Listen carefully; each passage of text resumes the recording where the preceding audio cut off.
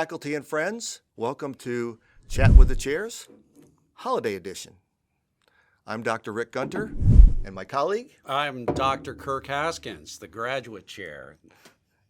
And we're here, of course, in our monthly Chat with the Chairs to provide a little bit of information on what's going on at SPGS. So what's going on at SPGS? Well, I think that we've got a couple things. All right. I'm first. Spring 1 syllabi are due December 4th. So please get your syllabi in.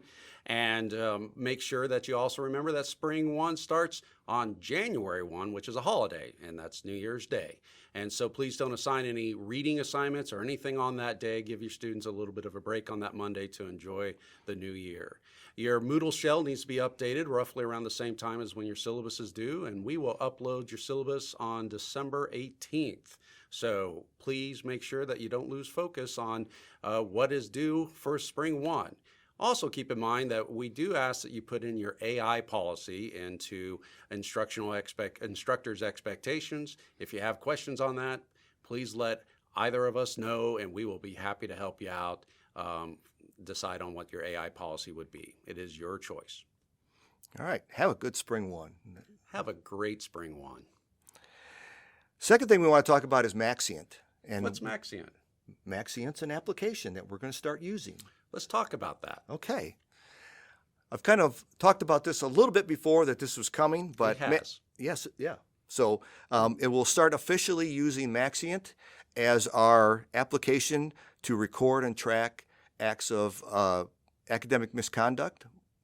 So we'll start using that as of Spring 1, so after the first of the year. As faculty, your responsibility is relatively simple in the fact that you have to, using Maxient, to fill out a form reporting any incident in your course. The link to the form and the general instructions will be placed in the Faculty Support Hub, and an email will go out to you prior to the 15th. So the major question might be... What is the major question? Well, the major question you might be asking is, when should I report someone? When should I report someone, Rick? That's a really good question. That's what I thought.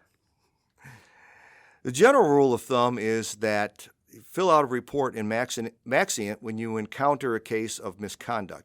For example, plagiarism. Plagiarism.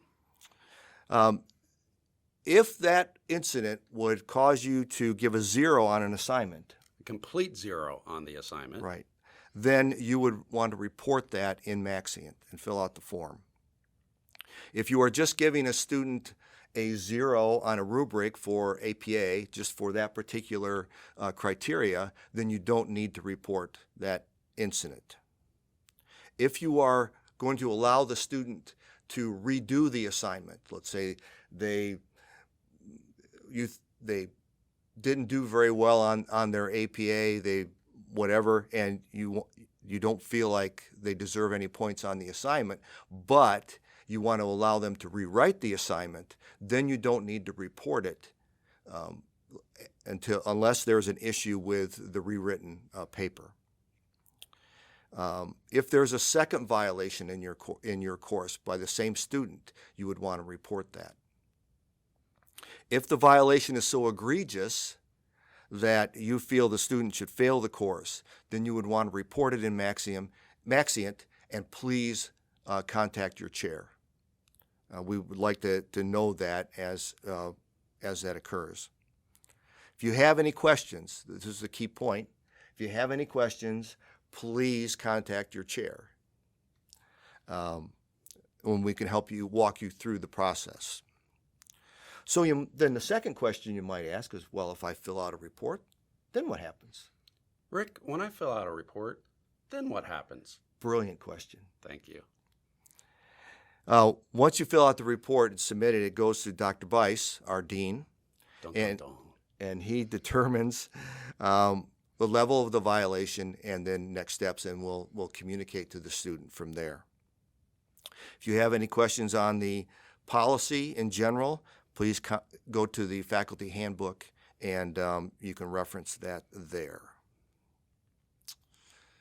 So, in summary on the Maxient, just to make sure I understand, is that if you recognize academic misconduct, as we define in the faculty handbook, the first thing you want to do is make sure that the student's due process is honored and bring it to the student's attention of what you have decided on. If you have decided that this is egregious and that you have to give them a complete 0 with no rewrites opportunity, then you have to use the Maxient form. But do keep in mind the appropriate due process that's required and not just report them in Maxient, because that will be a part of their permanent student record, which is required for our accreditation. So, well said. Thank you. Nice. So what else is going on, you might ask? Gee, Kirk, what else is going on? Nice. Excellent question. We will be forming a business advisory committee starting in the spring, and this is working with the president's office as well as alumni to identify those in business and industry to help guide us in our academic areas that we serve at SPGS. It will help us develop new programs, also make sure that we're timely in our review of our programs are meeting the demands of the marketplace. So if you know somebody who wants to be on our business advisory committee, please don't hesitate to let Rick know or myself, and we'll be happy to add them to the list. We plan to start our first business advisory committee meeting probably around late February, early March. So please let us know. Don't delay. Let us know today. Very well done. Thank you. Lastly is a reminder about SPGS Holiday Social Event. Woo-woo. If you will be in the Kansas City area, for example, maybe Taylor Swift would want to come. Rick's a true Swiftie, so if Taylor Swift wants to come, I bet we'll have more than just SPGS faculty here. I would guess. We'll have to move the party to the parking lot. Yes, we would. But if you're going to be in Kansas City on December 4th, we're having a social event here at the Overland Park campus for alumni, faculty, and students. It's December 14th. Oh, did I say, what did I say? It said December 4th. I am sorry. That's December when your 14th. syllabus are due, December 4th. December 14th, we may have Taylor Swift at our holiday party. More than likely not. We'll see if Travis can make it anyway. Absolutely. We'll see. Well, December 14th at the Overland Park campus from 5:30 to 7:30.